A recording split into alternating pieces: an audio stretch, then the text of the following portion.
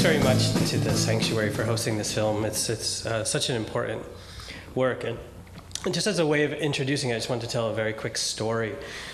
And for many of you, I imagine your experience in the 1980s sort of politically was somehow similar to mine. The issue of South Africa was just so dominant. We spent so much time thinking about South Africa, engaging in boycotts against the companies that did business in South Africa, and so on. And to the point where South Africa and apartheid became really the symbol of oppression. And we would use the term apartheid almost callously at times. I remember a student protest at my undergrad school against housing regulations. And we were saying, this is just like apartheid. When I was going back and looking at the photos, saw all these analogies that were being made in the late 1980s. And so in some ways it became something as a surprise to me in the spring of 1998 when I was studying Jerusalem. I was with a group of students and we decided to go to Gaza.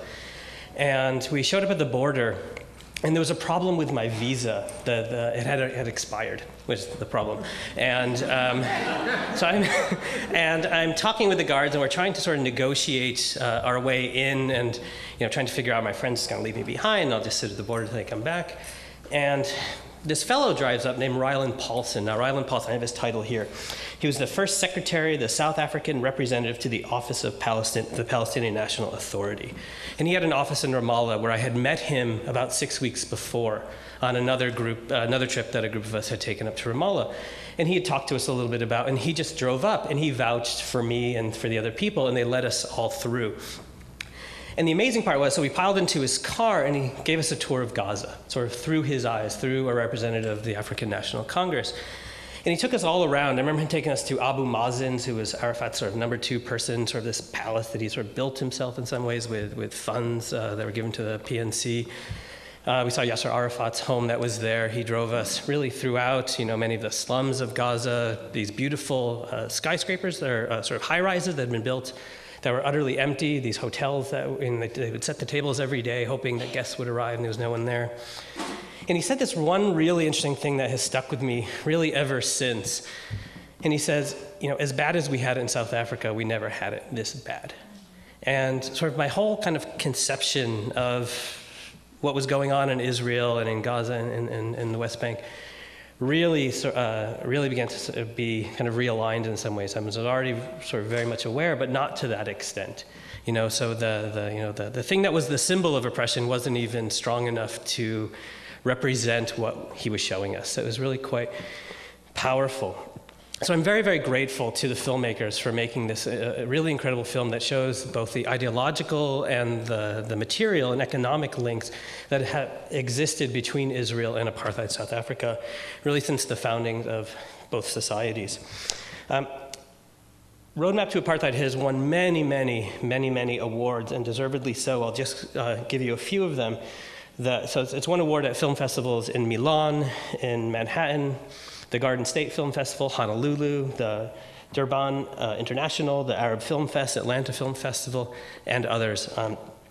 Desmond Tutu has said about the film that Roadmap to Apartheid is very powerful and compelling. Religion is repeatedly misused by politicians, yet one of the lessons of Jewish history is that God is always on the side of the oppressed, and I'm not sure if I entirely agree with that. But another is that those who dehumanize others dehumanize themselves. Israelis will pay a very heavy price for their callous mistreatment of Palestinians. Naomi Klein said about the film, it's a harrowing expose of Israel's unique system of official discrimination. After the film, we'll have a question and answer session with the filmmakers, and we'll have a chance to introduce them there and encourage them to talk a little bit about the film. But for now, I just would like to go to the film. Thanks very much for coming.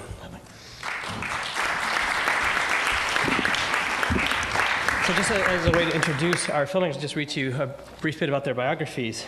First, Ana Noguiera is a journalist and filmmaker who's born in South Africa. For 4 years, she worked as a producer for the national daily radio and TV program Democracy Now!, and then later as a correspondent for the show. She's a founding member of the New York City Independent Media Center, its newspaper, The Independent, and the Global Indie Media Network, which was a pioneer in citizen-produced journalism. Israeli-born Eron Davidson is a longtime media activist and filmmaker. He has produced several short videos that have helped galvanize excitement for various community organizing projects in the United States. Both Ana and Eron currently live in the United States. And I would like to start just by offering our guests an opportunity to say a few words if they'd like about the film. So, sure. welcome. Thank you so much for coming out, all of you. It's a great turnout. And thanks again to the Sanctuary for putting this on. A really well-organized event.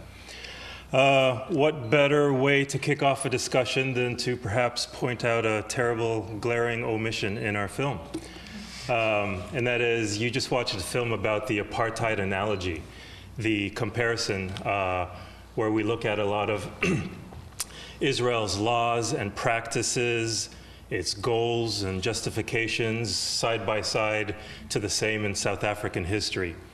And that comparison, that analogy is important to make, but there's also something very important that's outside of that comparison, and that is the crime of apartheid. So in 1973, the United Nations codified into international law the United Nations Convention on the Suppression and Punishment of the Crime of Apartheid. And it made apartheid a crime, and it applies to all countries. And it defined very well that crime, line by line, and Israel clearly contravenes that crime almost 100%. So it's just a very important distinction between the crime of apartheid that Israel clearly contravenes and this analogy, this comparison. The analogy is important as well because it helps flip a switch in somebody's mind. You know, everyone says, oh, well, I was against apartheid in South Africa. We all were. Who wasn't? And then they see so many similar things side by side, and hopefully that will flip something in their minds to think, well, I need to reconsider my support for Israel's policies. So, important distinction. Yeah, the definition of the Convention Against the Crime of Apartheid was actually our opening scene for many versions of the film, but over the course of editing, we somehow lost it and forgot to put it back in. So we're telling you about it. Better we tell you about it first before somebody outs us and points it out, right? We're really eager to hear your questions, comments, critiques, feedback.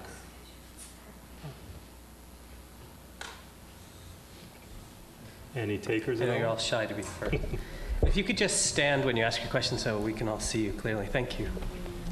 Thank you for the brilliant and very informative and brave film.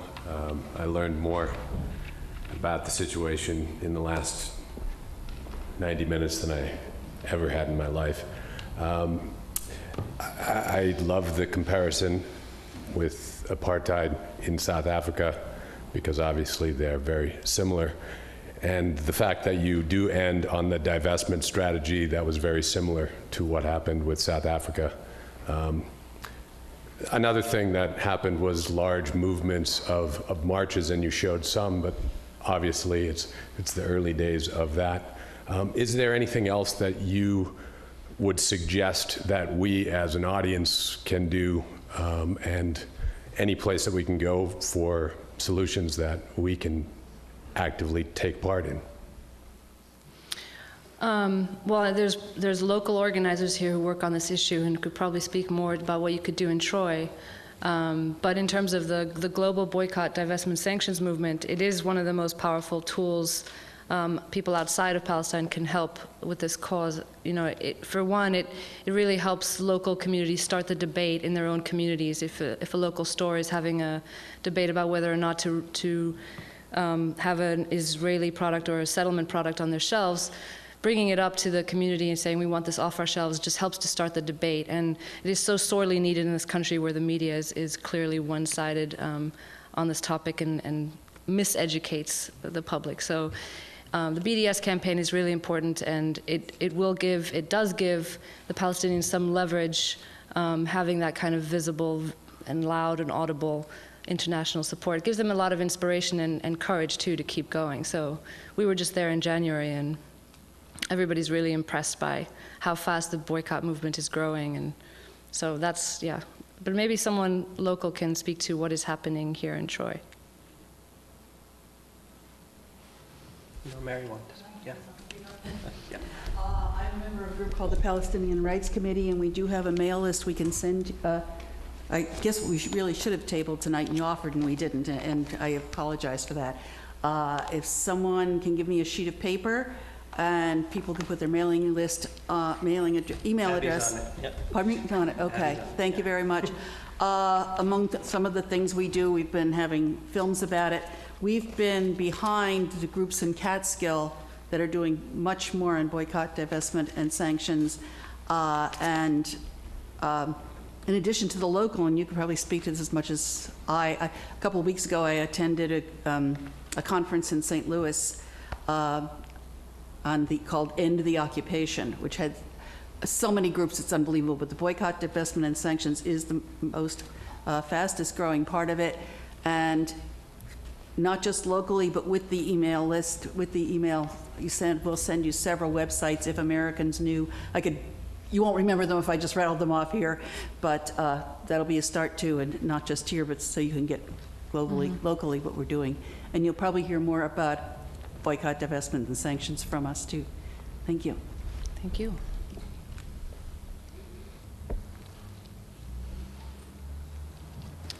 Please, yeah. There was a part of the film when they were talking about Israel supporting South African apartheid with weapons. I think it was during the 80s mostly. I know now Israel gets a lot of their weapons and a lot of support from the U.S. I don't know if the U.S. was supplying weapons to Israel back then. I'm just wondering if the U.S. was supplying apartheid South Africa with weapons through Israel. If the U.S. was supplying apartheid South Africa with weapons, period, or through Israel? Oh. I don't think so, because during the 70s, I'm fairly certain that Israel wasn't getting a lot of its weapons from the United States at that point. Really, South Africa and Israel were a bloodline for each other throughout the 70s and 80s. But I know that Israel was getting its main fighter jet from France during the 70s. And so I don't think that relationship really steamrollered between the United States and Israel until later on. So my answer to that is I think not.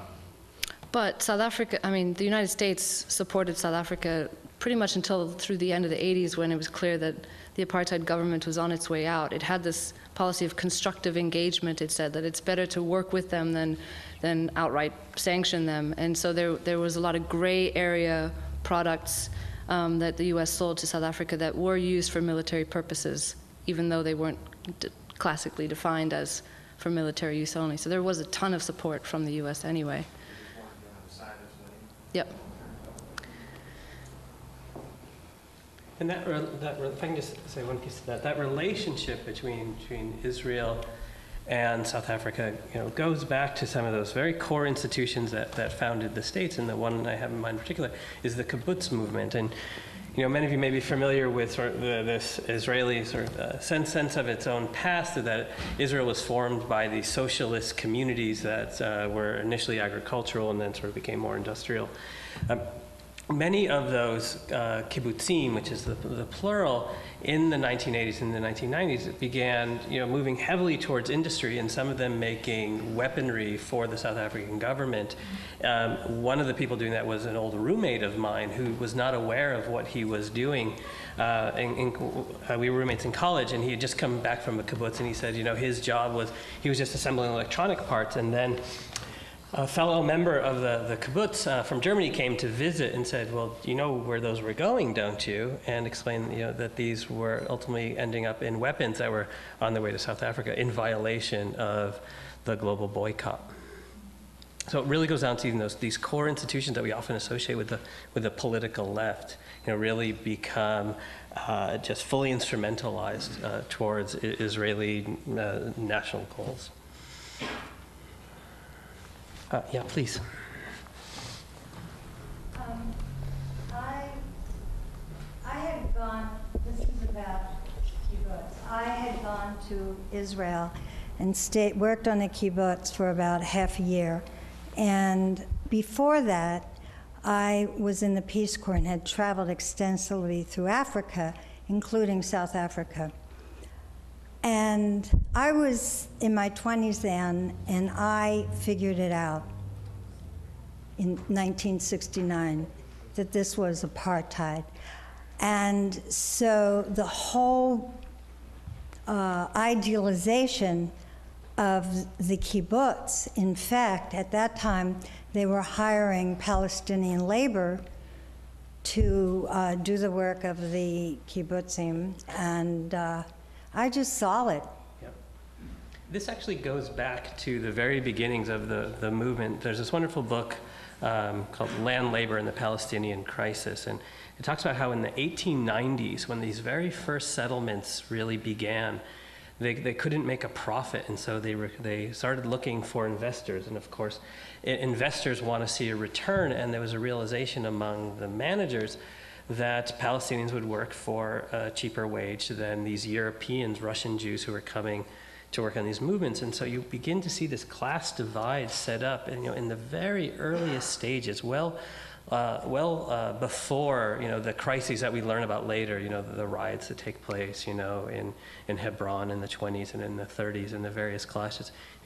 This kind of class differential that gets put in place, which then gets constructed along national lines, goes back to the very, very first settlements that are created by Europeans making their way to then Palestine. In the back, please. Yeah. Could you speak to the current status of the Boer minority in South Africa and the potential for genocide there? There's a nonprofit organization called Genocide Watch that issued a watch. It's in stage 5 towards genocide. They obviously have listed places like Sudan and Syria as ripe for genocide, but also South Africa due to the murder of approximately 3,000 Boer farmers over the past decade. Do you see role reversal there? Are you familiar with that situation?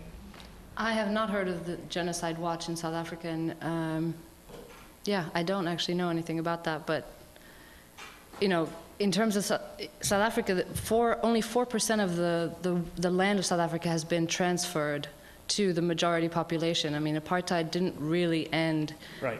There was democracy, but apartheid has not ended, and the conditions for the majority of the population hasn't really changed. So there's definitely a lot of anger in South Africa that, we fought so hard for this democracy, but it actually hasn't proven anything substantial in our daily lives. So I don't know about that, but unfortunately, in the negotiations to end apartheid, there was still, Mandela allowed for a lot of neoliberal economic policies to continue and the wealth stay in the hands of the minority white community. There's several questions up on here. Sir? Yep. Here, please. I'll stand. Thank you. I have, I appreciate the fact that you condensed your discussion, your presentation to the comparisons between South Africa and Israel. There's so much more.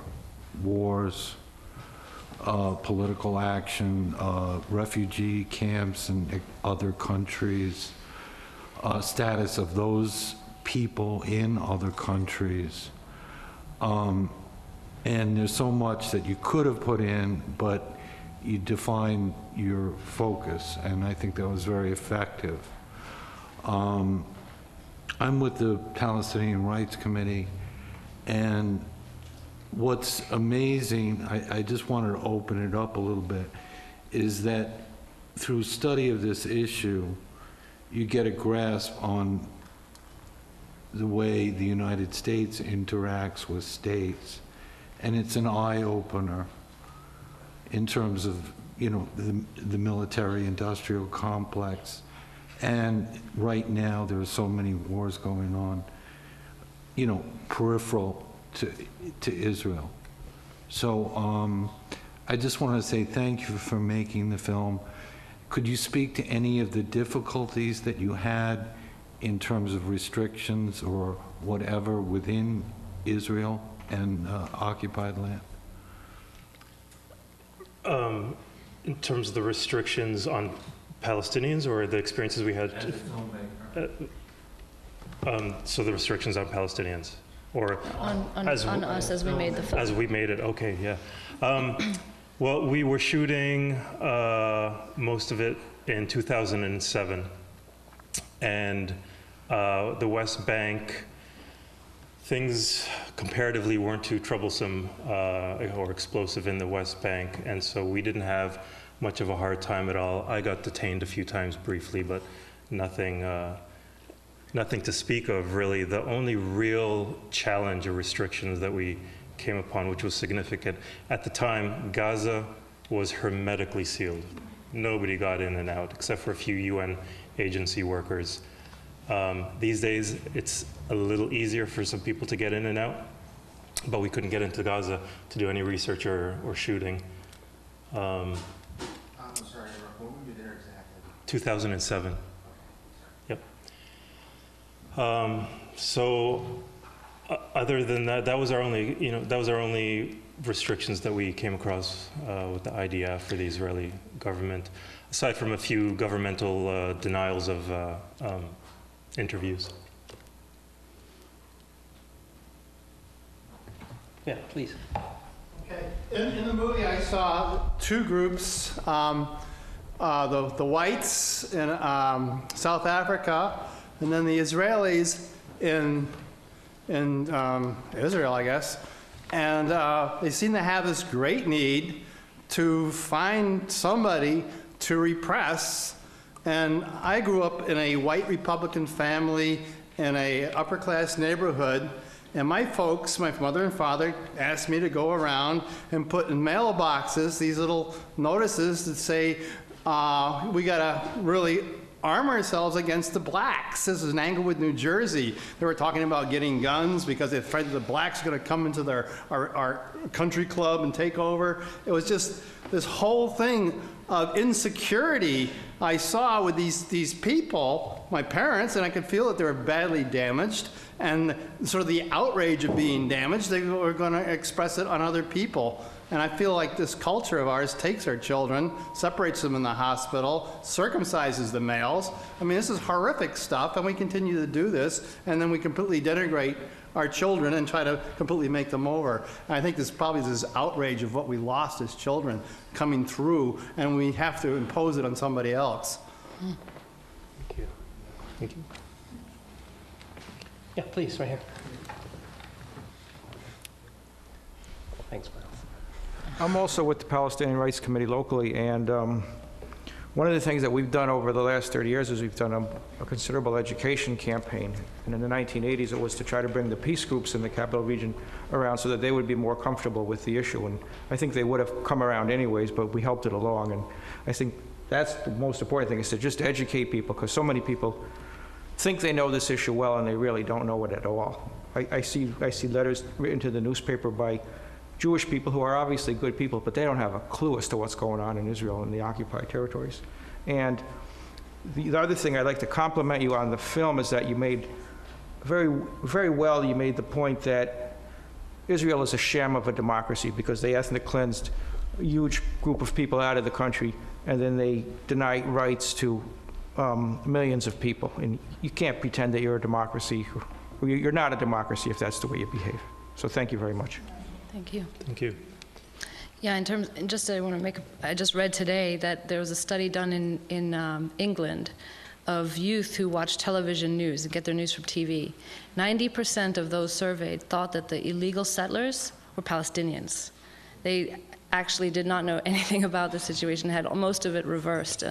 It's quite amazing how miseducated people really are. In the United States, the more TV news you watch, the stupider you become. Yeah. Well, that's actually what I was about to add to the report that she just read, is that there was a correlation in the study that the more news that these people surveyed watched, the less they knew than the others. So that says something about the corporate media that's controlling all the flow of information, which is why places like this sanctuary of alternative media is so important. There's a hand in the back in the corner. Do you want to speak? Yeah. My question was about the U.S. government and its involvement with the Israeli government, and how you said in the 70s not many of the weapons were coming from the U.S. and they were more independently trading, and how like the cozy relationship sort of came about between the U.S. and Israel as we see it today, and what you think like the role of the U.S. is in this conflict. Well, clearly that's, that relationship is protecting Israel from any repercussions to its violations of human rights against the Palestinians. You know, there's an interesting statistic actually, which also you can draw a lesson on from this analogy, is that in the history of the United Nations Security Council, all of the US vetoes, 50% of all US vetoes were vetoing resolutions condemning Israel's policies, so to protect Israel. An additional 30% of all US vetoes in the history of the Security Council were vetoes against resolutions condemning South African apartheid government from violations. In total, 80% of all the US vetoes in the history of the United Nations Security Council were to protect these two apartheid governments. So the Palestinians probably have a tougher mountain, higher mountain to climb because of this extremely strong relationship that the US and Israel has. But we have to remember that the US supported the apartheid government to the end until pressure from the grassroots, from the people, forced the US government to change its support for South African government. The Afrikaaners, the white government in power in South Africa during apartheid, didn't have such a strong lobby entrenched in our government as Israel does. They didn't have a diaspora of white Afrikaners around the world, such as the Jews do. So it's a much stronger relationship, and the Palestinians do have a higher mountain to climb. But it is something worth noting that the US supported the South African apartheid government until pressure from below became too much. And just to add, today the US is giving Israel $8 million a day in subsidies and military aid. And, you know, they in turn use that money to buy weapons from us. So it's sort of like a subsidy win-win for Israel and the, you know, our weapons manufacturers here in the US. But Israel serves as a I guess, a military base for the West in the Middle East, and I think that's part of the incentive and part of why all of these wars are interrelated and important to fight them all.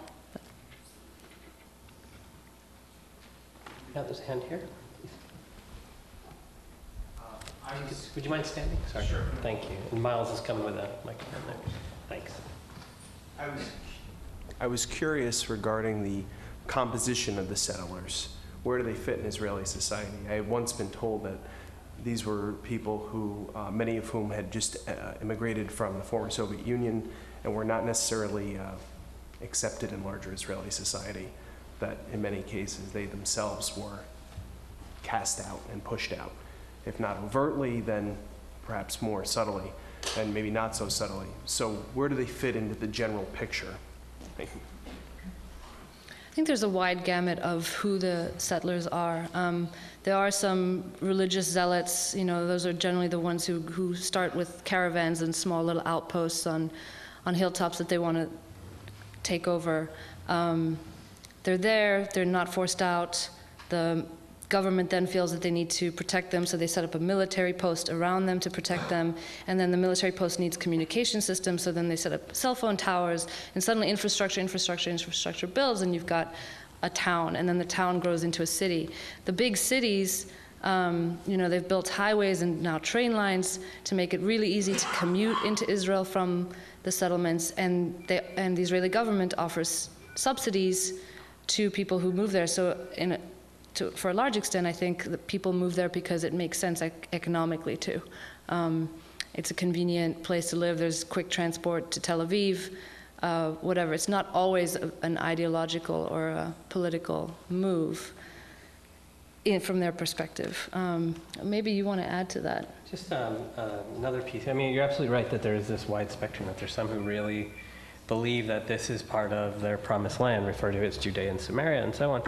And then there's others who go there because there's economic opportunity. You know, you're absolutely right that many of the new sort of citizens of the states, you know, Jews who come from abroad become citizens. You know, some do so for economic reasons. Some aren't actually Jewish and claim it because it's just a path, hopefully, to a better life for themselves. They're very, very often pushed out to these cities that are being created. I don't mean to tell too many stories, but you know, I had a roommate when I lived in Jerusalem who was a migrant, you know, who had converted to Judaism from Austria, and we were living in Jerusalem. He just took the bus every day to Ariel because he was given technical training, all this paid for by the state, and that just happened to be where his school was.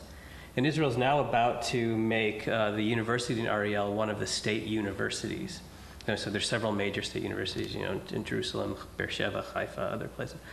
Tel Aviv. They're going to make Ariel, you know, a settlement, now have an Israeli state university there. And so it's going to draw, you know, hundreds, if not thousands of more people to come just, you know, for an education.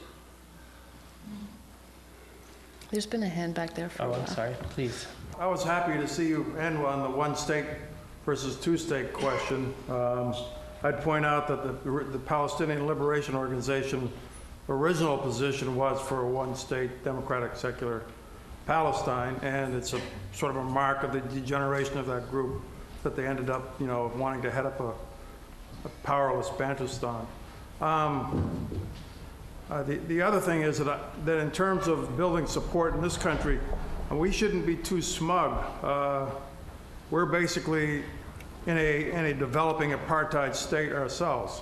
I'm talking about the new Jim Crow, the mass incarceration in the African American community. We have 2 million people in jail, and the illegal alien, you know, thing with the Latino population, where we're creating underclass, a caste of super exploited workers, as I was talking earlier about warehouse workers and people like that. So at the same time, as a counter to that, you know, Israeli lobby of the Jewish population in the United States, we have these groups. We have the African American community, we have the Latino community, and I would hope that the Palestinian rights community will be establishing relations and communications and education, because I think they'll probably have an easier time understanding some of this than, you know, the white suburban population of this country.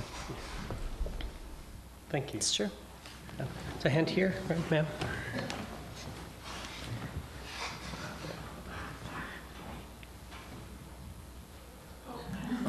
Hi. This is the microphone from heaven coming. I was interested in your talking about the Boers as being victims. I had never, you know, and how they got partially into this mindset. I hadn't really thought of it that way before, but I've certainly thought a lot about, you know, Jews feeling like victims, and they really were, in terms of the German massacres. But I read this book a couple years ago, The Holocaust is Over, We Must Rise from the Ashes, and it just seemed like such a useful direction to pursue, and I haven't known quite what to do with it, but I did think it was very valuable insight. Thanks. Do you want to say something? Thank you. I don't know if there was a question to that. Yeah. Or, did you have a question? Yeah. Well, I wonder how you see his point of view that we've got to stop thinking of ourselves as victims and go on to the future, right, in a positive way. I mean, certainly Jews have a long, long history of oppression that shouldn't be forgotten, but cannot be used as justifications for, in turn, oppressing another people. We should be able to remember the Holocaust and all the other pogroms and oppression in history. We should be able to talk about it, and we should be able to talk about that not being used as justifications to what they're currently doing to the Palestinians. And just if I could say one other piece about it. I think it's important to understand that there were very few options, for European Jews in particular, at the end of the 19th century into the 20th century, their options were running out. And so, as someone who thinks about Jewish history all the time, as part of my job, I have sort of deep compassion for the situation that Jews in Europe were in, in really starting from the 1880s and really going through the Second World War. There's just very few places for Jews to go. Their own communities are not really allowing them to exist as they are, and most other places in the world are sort of shutting them out. Nevertheless, your point is absolutely right, that all of this can't be used as justification for the displacement of another population. It has to be sort of channeled into the other options, I think, that were available at the time about creating democratic societies, and that's where the focus was for many Jews then. Of course, many of them were eliminated during the war, but it needs to be sort of our work now. Should take one last question, or maybe one or two more? Just one in the back. Yeah, I just want to echo a couple of things that have been said here. The gentleman to my right talked about, like, in American society, how we have our own form of apartheid, and while we think we've made tremendous strides in overcoming our own racism and stuff like that, still got a long ways to go. And I think about American history with Native Americans like that. The genocide that went on with that, it parallels just what's going on over there now in terms of the land grab and the settlers moving in, just finding need military protection, which allows them to encroach on more. So, and I'd be just like the genocide of in the Holocaust. Hitler was supposedly justified it by saying, well, look what the Turks did with the Armenians. Other historical genocides have gotten away with it. I'd be willing to bet that there's a lot of other kinds of apartheids going on throughout the world. My limited knowledge of history in the world prevents me from expounding on it, but I'd be willing to bet, like in China and other parts in Africa and South America, there's probably this kind of thing repeats itself lots of ways, and how to overcome it is, I think, obviously our problem. But maybe transcending all this stuff is that the world is separating into the oligarchies throughout and the plutocracies throughout the world, and the rest of us, and those in the apartheid nations like in Israel really are totally more segregated. We haven't got there yet, but maybe coming to us next.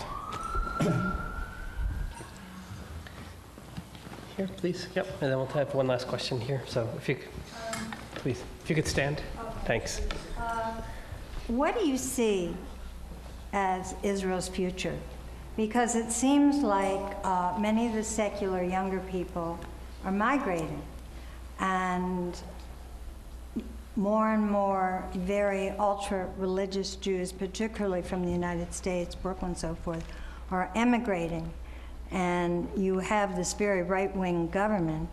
So what do you see as its future, as well as the future of Zionism? Yeah.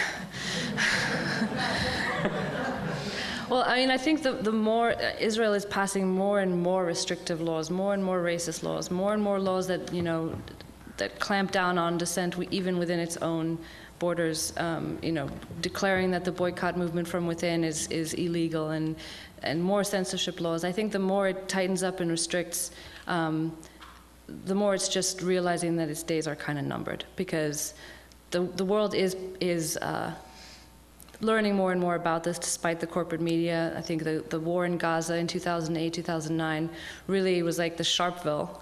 If people know what Sharpeville was, it was a changing moment in South African history when people who were protesting the past laws got gunned down, and it became shocking footage all over the world, and the world suddenly woke up to what apartheid was. I think that happened in 2008, 2009 with the Gaza war. A lot more people joined the boycott movement and started finding out what was going on. And I think there is growing pressure, and with all the revolutions in the Middle East, there's all these dictators that have been coming down. I think Israel will eventually have to face up to the fact that it's not a democracy and won't have the support of the entire world. And the U.S., hopefully won't be able to always support it. So I don't see it, getting worse in the long run. I think in the long run, hopefully, maybe I'm just being way too optimistic, but in the long run, I think if this sort of discussion can happen where Jews don't feel like they're being persecuted, and the idea of a democracy with one state and equal rights can penetrate into that society, I don't know. I have hopes for that. I vacillate a lot in my head as to my levels of optimism and pessimism.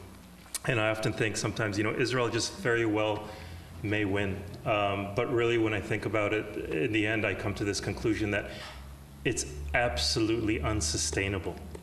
In the end, it's going to be unsustainable. I don't know when, don't know how, but I really believe it's going to be unsustainable in the end. A lot of people, as you both just mentioned, the Israeli society is getting so far right-wing. It's definitely crossed the line of fascism. And really, there's no hope in focusing your energy on engaging with Israelis as far as changing Israel's policies. I think pressure is going to have to come from the outside world and make the cost for Israel at keeping the status quo so costly that it only then is going to choose to change its policies. And people pin a lot of hope on BDS, the Boycott, Divestment, and Sanctions movement, which is growing so fast compared to the South African history of boycott, divestment, sanctions. But you can't really pin all your hopes on that. A lot of the historians, scholars, anti-apartheid warriors in South Africa that we talk to actually don't accredit all that much to the boycott, divestment, sanctions movement in South Africa for ending South African apartheid. They give more weight to the massive internal resistance, as Naeem Jima said in our movie, the South African Intifada, where the country was absolutely ungovernable. That, coupled with boycott, divestment, sanctions, produced enough pressure on the South African government to change. That's an element right now, these days, that it's missing terribly in Palestinian side of things, where the state of resistance is very sad, and we don't know when that's going to change. But the day that it does, if there ever is a third intifada similar to the first intifada, BDS will then take off, and we may see a changing day around then. The Palestinian movement, I agree with you 100% that there has to be a Palestinian movement inside in the Middle East as well. The only problem is, unlike South Africa, the Israeli economy is not entirely dependent on Palestinian labor. There is some Palestinian labor, especially now with the building of industrial zones, which we had industrial zones on the borders of the Bantustans as well. They're building industrial zones on the border of the West Bank, and Palestinians go through checkpoints, enter the factory, work for way less than minimum wage in Israel, and leave. We have that. There is that in Palestine, but it's not anywhere near the level it was in South Africa. So the South African resistance movement could shut down the country literally, and that is absolutely what helped end apartheid. In Palestine, there isn't that leverage, and so there has to be other forms of creative resistance and a lot more international support to bolster them. So, sorry. Yeah, so I was going to say, our filmmakers, our guests, have a very long drive ahead of them this evening, so I'd like if we could just take one last question I offered to this man here, if you want to. Please, if you could stand, just so we can reach the mic. Thank you. Well, there are still some analysts or scholars that feel that a viable two-state solution is possible. That is, there could be a viable Palestinian state. And the film and the filmmakers here seem to be saying, no, we're way beyond that. It's got to be one state that's democratically governed. I just raised that issue specifically then. For example, Noam Chomsky talks about in the short term, a two-state solution with going back to the 67 borders is what he would prefer. And I've heard others say the same thing. So what do you folks think? That we're way beyond that? We've got, long term, perhaps a single state. And I think we both want to say something on this. Yossi Beilin, is that right? He was one of the chief architects on the Israeli side negotiating the Oslo Accords. He recently came out in the New York Times saying the two-state solution is dead. There is no way that is going to happen, and we just need to admit it and move on. So it's not just our opinion, I think. It's a growing sentiment amongst Palestinians and even amongst the Israeli leadership. Condoleezza Rice recently said something similar. The window is rapidly closing. That said, in our film, we bring up the one state not as like, you have to do this, obviously, but as a reminder that it's there, and it has been there for many years. And people, especially young Palestinians who, are under 20, that the two-state solution is all they know. That's all they've grown up with, is the idea that one day they'll have a state. The idea that they could actually have equal rights in one state is a new idea to many of them. So we bring it up as something for them to think about. And ultimately, it's up to them which way it goes. But the two-state solution, as was outlined in Oslo, is not going to happen. Yeah, and just to tag on the last thing about that is, yes, many people would prefer it, but it's probably not possible. And the important thing to remember about it is, right now, it's a trap. The more time goes on with these fake negotiations about this two-state solution, more and more land is being completely taken away with these huge cities that you can't erase. A city with high-rise buildings of 50,000 population. That's what these settlements looks like. So at this point, it's a trap, is my personal opinion, to focus on the two-state. Well, I'd like to thank you both for coming, Ana and Eron. We have a round of applause.